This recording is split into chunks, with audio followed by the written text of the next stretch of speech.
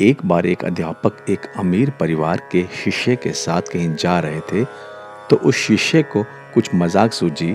उसको रास्ते में किसी गरीब मजदूर के जूते दिखाई दिए। उसने अध्यापक से कहा, गुरुजी, अगर हम इन जूतों को छुपा देंगे तो कितना मजा आएगा। देखते हैं कि मजदूर पर इसका क्या असर पड़ता है।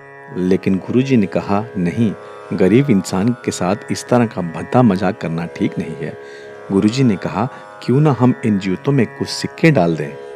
देखते हैं कि इस गरीब मजदूर पर क्या प्रभाव पड़ता है। और उन्होंने ऐसा ही किया।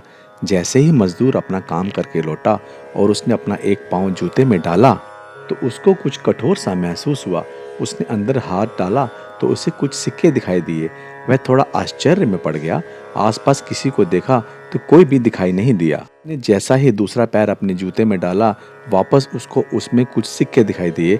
अब दोनों जूतों के सिक्कों को उसने अपने हाथों में रखा और प्रभु की तरफ इशारा किया।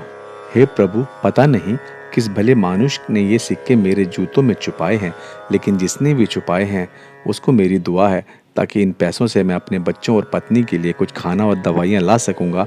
और इतना बोलकर वह वहाँ से चला गया। इस बात को शिष्य और अध्यापक दोनों सुन रहे थे। अब अध्यापक ने शिष्य से पूछा, अब तुम मुझे बताओ कि तुम्हें कैसा महसूस हुआ, तुम्हारी पहली वाली मजाक या मेरा ये तरीका। उसने कहा, गुरुजी, मैं आपसे क्षमा चाहता हूँ।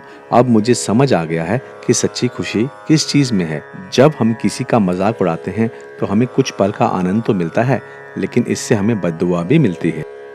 लेकिन अगर हम किसी की मुश्किल परिस्थिति में उसकी मदद करते हैं और उसको भी नहीं पता कि हमने उसकी मदद की है, लेकिन अंदर ही अंदर हमें पता है कि हमने उस इंसान की मदद की है, और यही सच्ची खुशी है। जब हम दूसरों को खुशी देते हैं तो हमें सच्ची खुशी मिलती है।